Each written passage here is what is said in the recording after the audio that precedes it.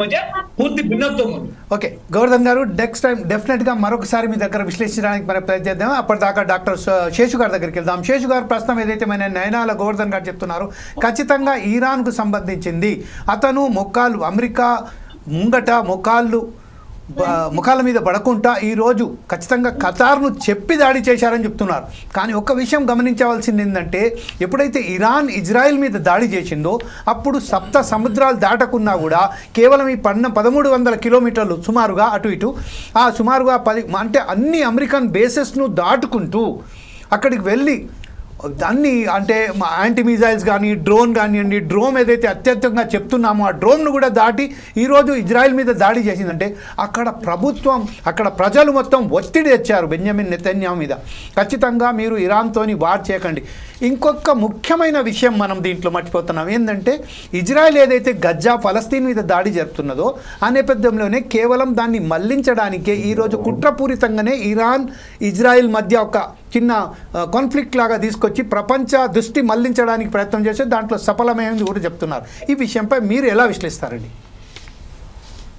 Jameel sir, మీకు ప్యానెల్లో ఉన్నటువంటి పెద్దలకు అందరికీ నమస్కారం.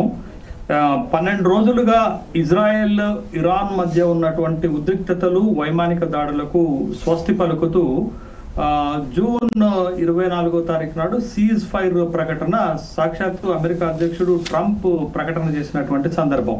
అటు ఇరాన్ ప్రకటన చేయలేదు, ఇటు ఇజ్రాయెల్ ప్రకటన చేయలేదు. అమెరికా అధ్యక్షుడే చొరవ తీసుకొని ఆ 2 దేశాల మధ్య కాల్పుల విరమణకు బలవంతంగానో లేకపోతే బతిమిలాడో లేకపోతే ఇంకేదో చేసి కాల్పుల విరమణ సీజ్ ఫైర్ ప్రకటన చేసినటువంటి సందర్భం ఉన్నది. అయితే ఈ సీజ్ ఫైర్ జరిగిన తర్వాత ప్రపంచవ్యాప్తంగా వస్తున్నటువంటి విశ్లేషణలు, ఆరోపణలు, చర్చలు ఏంటంటే, ఈ కాల్పుల విరమణ తాత్కాలికమా, పూర్తి స్థాయి కాల్పుల విరమణ జరిగిందా అనేటటువంటి ఒక 2 ప్రశ్నలు. దాంతో పాటు ఈ కాల్పుల విరమణకు ముందు జరిగినటువంటి వైమానిక దాడుల్లో ఎవరు గెలిచారు, ఎవరు ఓడారు, ఎవరికి ప్రయోజనం, అటు ఇజ్రాయెల్కి ప్రయోజనం జరిగిందా, లేకపోతే ఇరాన్కి ప్రయోజనం జరిగిందా, లేకపోతే అమెరికాకి ప్రయోజనం జరిగిందా అనేటటువంటి ఓ పెద్ద ఎత్తున ఈ విశ్లేషణలు జరుగుతున్నటువంటి సందర్భంలో ఇక్కడ మనం గమనించాల్సినటువంటి విషయం ఏంటంటే, అంచనాలకు మించి ఇరాన్ అమెరికాని, ఇజ్రాయెల్ని ఎదిరించి నిలబడ్డది అనేటటువంటి ఒక స్థూల అభిప్రాయానికి వస్తున్నారు. ఎందుకు అనంటే, ఇరాన్ ఈ సందర్భంలో చూపించినటువంటి తెగువ కానీ, ఇరాన్ ఎదుర్కొన్నటువంటి తీరు కానీ ఒక ప్రశంసలు అందుకుంటుందని చెప్పాలి. గతంలో కంటే కూడా ఇరాన్ చాలా బలంగా ఎదుర్కొన్నది. ముఖ్యంగా అమెరికా లాంటి ప్రపంచ పోలీస్ వ్యవస్థ, ప్రపంచానికి పెద్దన్నగా వ్యవహరిస్తున్నటువంటి అమెరికా లాంటి దేశానికి కూడా, ఒక సామ్రాజ్యవాద దేశానికి కూడా ధీటుగా ఐతుల్లా ఖుమైనీ, ఇరాన్ సుప్రీం కమాండర్ అయినటువంటి ఐతుల్లా ఖుమైనీ యుద్ధం ప్రారంభమైందని చెప్తూ కని విని ఎరుగని స్థాయిలో వాళ్ళు మా నుండి ప్రతిఘటనని ఎదురు చూస్తారు అని చెప్పారు. చెప్పి చేసి చూపించారు.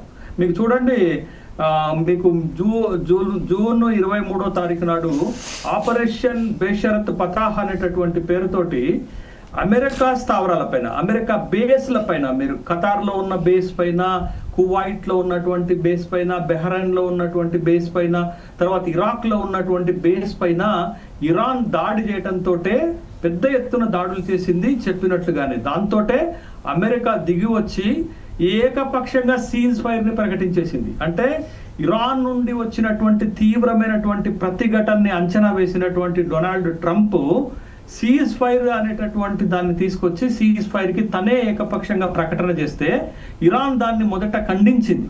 తర్వాత ఇజ్రాయెల్ ఏమీ మాట్లాడలేదు. కానీ తర్వాత జరిగినటువంటి పరిణామాల్లో తాత్కాలికంగా సీజ్ ఫైర్ కొనసాగినట్లుగా మనకి కనపడుతుంది. అయితే ఈ సీజ్ ఫైర్ పూర్తి స్థాయిలో కొనసాగుతుందా, మళ్ళా 2 దేశాల మధ్య ఉద్రిక్తతలు ఏర్పడతాయా అనేటటువంటి ప్రశ్నకు ఒక సమాధానంగా వస్తే మనకు కనపడేది ఏంటంటే, మీకు ఇజ్రాయెల్ కి గాజాలో ఉన్నటువంటి హమాస్ కి సంధి కుదరనంత కాలం పశ్చిమాసియాలో, మిడిల్ ఈస్ట్ లో ఈ విధమైనటువంటి టెన్షన్లకు ముగింపు పలుకుతుందని ఆశించటం అత్యాశ అవుతుంది.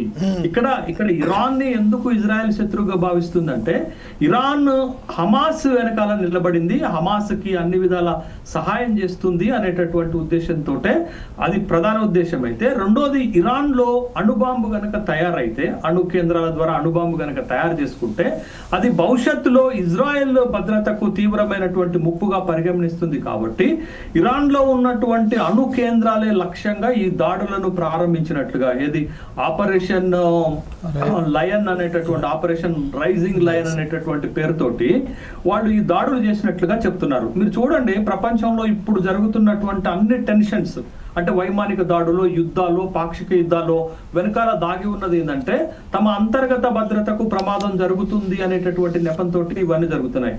మీరు రష్యా ఉక్రెయిన్ పైన ఎందుకు దాడి చేసింది? ఉక్రెయిన్ నాటోలో చేరుతుంది అనేటటువంటి ఒక ప్రకటన చేసింది. నాటోలో చేరితే రష్యాకి ప్రమాదం, రష్యా అంతర్గత భద్రతకు ప్రమాదం అని రష్యా దాడులు చేస్తుందని రష్యా చెప్తుంది. అది ఒక్కటి అక్కడ. రెండోది, ఇక్కడ మనకు భారతదేశంలో కూడా భారత్ పాకిస్తాన్ లో ఉన్నటువంటి ఉగ్రవాద శిబిరాలపైన ఎందుకు దాడి చేస్తున్నాం?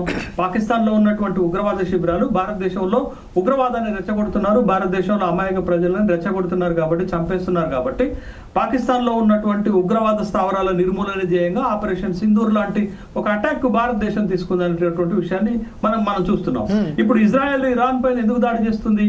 ఇరాన్ లో అణు కేంద్రాల ద్వారా అణుబాంబులు తయారు చేసేటటువంటి ప్రక్రియ ప్రారంభమైంది కాబట్టి మీకు ఫోర్డో లాంటిది, తర్వాత నతాంజ్ లాంటి, తర్వాత ఇస్ఫాఖాన్ లాంటి అణు కేంద్రాల పైన మేము పెద్ద ఎత్తున దాడులు చేస్తున్నాం, దాడి చేశాము, ఆ అణు కేంద్రాలను నాశనం చేయటమే మా ప్రధాన ఉద్దేశం అని ఇజ్రాయెల్ చెప్తున్నటువంటి నేపథ్యాన్ని మనం చూసాం. ఇవన్నిటికీ వాళ్ళ యొక్క అంతర్గత భద్రతలను ఒక సాకుగా చూసి, ఒక ప్రమాణాలుగా చూపించి ఇవాళ ఈ దేశాల మధ్య యుద్ధాలు, టెన్షన్లు జరుగుతున్నటువంటి సందర్భాన్ని మనం చూస్తున్నటువంటి నేపథ్యం ఉంది. అయితే కాబట్టి ఇక్కడ ఈ 12 రోజులు జరిగినటువంటి టెన్షన్స్ లో జరిగినటువంటి పరిణామాల్లో మనం ఇరాన్ అమెరికా దాడులు మొదలుపెట్టిన తర్వాత, అమెరికా కూడా జూన్ 22వ తారీఖు నాడు ఇరాన్ పైన దాడులు చేసింది. ఇరాన్ పైన దాడులు చేసినటువంటి సందర్భంలో ఇరాన్ ఆ దాడులకు బెంబేలెత్తిపోలే. ఇరాన్ ఆ దాడుల్ని తిప్పికొట్టేటటువంటి ప్రయత్నం చేసింది. తర్వాత అమెరికాకి బుద్ధి చెప్పాలనేటటువంటి గట్టి ప్రయత్నం కూడా చేసి యుద్ధంలో గట్టిగా నిలబడింది అనేటటువంటి ఒక అభిప్రాయం అయితే వ్యక్తమవుతున్నటువంటి నేపథ్యంలో, బట్ అసలు పశ్చిమాసియాలో శాంతి నెలకొనాలంటే ఏం చేయాలా? పశ్చిమాసియాలో శాంతి నెలకొల్పడానికి ఏం చేయాలా? ఒకనాడు యాసర్ అరాఫత్ చేసినటువంటి ప్రయత్నాలు మనకు తెలుసు. యాసర్ అరాఫత్ ప్రయత్నాలకు అనుగుణంగానే కదా నోబెల్ శాంతి బహుమతి పొందింది యాసర్ అరాఫత్. తర్వాత ఒకప్పుడు బెంజమిన్ నెతన్యాహు కూడా పశ్చిమాసియాలో శాంతి నెలకొల్పడానికి తన వంతు ప్రయత్నాలు చేశాడు. అందుకే అతనికి కూడా నోబెల్ శాంతి బహుమతి వచ్చింది. బట్ ఎందుకు ఇవాళ మళ్ళా అదే టెన్షన్స్ ఇవాళ పశ్చిమాసియాలో వస్తున్నాయి అనేటటువంటి విషయాన్ని కనుక చూడాలి. ఇవాళ పశ్చిమాసియాలో ఉన్నటువంటి సిరియాలో సంక్షోభం వచ్చింది, లిబియాలో సంక్షోభం వచ్చింది, ఇరాక్ లో సంక్షోభం వచ్చింది, ఇవాళ ఇరాన్ లో కూడా అదే విధమైనటువంటి సంక్షోభాలు వెనకాల ఎవరున్నారు, ఎందుకు ఇది చేస్తున్నారు అనేటటువంటి విషయం చాలా స్పష్టంగా మనందరం ఊహిస్తున్నటువంటి అంశాలే మనం చూడాలి. పశ్చిమాసియా పైన ఒక పెత్తనం చెలాయించేటటువంటి క్రమంలో అమెరికా వేస్తున్నటువంటి ఎత్తుగడల్లో ఇదే భాగం కదా. ఇవాళ అమెరికన్ అధ్యక్షుడికి 2 దేశాల మధ్య వాళ్ళ అంతర్గత విషయాల్లో జోక్యం చేసుకునేటటువంటి హక్కు ఉందా? రెండు స్వతంత్ర దేశాల అంతరంగిక వ్యవహారాల్లో జోక్యం చేసుకునేటటువంటిది ఎక్కడ ఉంది? 2 దేశాలు ప్రకటన చేయాలి. మీరు చూడండి, ఆపరేషన్ సింధూర్ సందర్భంలో కూడా పిలవని పేరంటానికి వచ్చినట్టుగా డొనాల్డ్ ట్రంపే ప్రకటన చేశాడు. సీజ్ ఫైర్, కాల్పుల విరమణ అనేటటువంటిది. అది కూడా ఎంత వివాదాస్పదమైంది, భారతదేశం పెద్ద ఎత్తున ఖండించాల్సినటువంటి అవసరం వచ్చింది. ఇవాళ కూడా ఇరాన్ ఇజ్రాయెల్ మధ్య సీజ్ ఫైర్ ను కూడా డొనాల్డ్ ట్రంపే ప్రకటించాడు. అంటే తనకి లేనటువంటి అధికారాన్ని తన చేతుల్లోకి తీసుకొని మీకు ప్రెసిడెన్షియల్ ఎలక్షన్ సందర్భం కూడా ట్రంప్ చేసుకున్నటువంటి ప్రచారం ఏంటంటే, నేను అధికారంలోకి వస్తే ఉక్రెయిన్ రష్యా మధ్య యుద్ధాన్ని ఆపేస్తాను, తర్వాత ఇజ్రాయెల్ కు మధ్యన గాజాలో జరుగుతున్నటువంటి యుద్ధాన్ని కూడా నేను ఆపేస్తానని తనకు తానే ప్రకటించుకున్నటువంటి నేపథ్యంలో ఇప్పుడు కూడా తనకి ప్రపంచ శాంతి దూత అవార్డు ఇచ్చేటటువంటి క్రమంలో ఒక ప్రపంచ శాంతి దూతగా ఉగ్రవాదాన్ని ఎగదోసేది వాళ్లే, ఉగ్రవాదాన్ని ప్రేరేపించేది వాళ్లే, ఉగ్రవాద దేశాలకు మద్దతుగా నిలబడేది వాళ్లే, పాకిస్తాన్ లాంటి దేశాన్ని ఉగ్రవాద నిర్మూలన కంట్రీస్ కి వైస్ చైర్మన్ గా ఎంపిక చేసేటటువంటి వాళ్లే. కాబట్టి వాళ్ళు ఏదో ట్రంప్ ప్రపంచ శాంతి కామకుడుగా, ప్రపంచ దేశాల శాంతి దూతగా బయలుదేరినట్టుగా ఇవాళ పాకిస్తాన్ ఉగ్రవాద శిబిరాలను నడిపేటటువంటి పాకిస్తానే ట్రంప్ కు నోబెల్ శాంతి బహుమతి ప్రకటన సపోర్ట్ చేయటం అంటే ఎలా చూడాల్సినటువంటి అవసరం ఉంది? ఇవన్నీ ప్రశ్నలే కదా. ఇంకొకసారి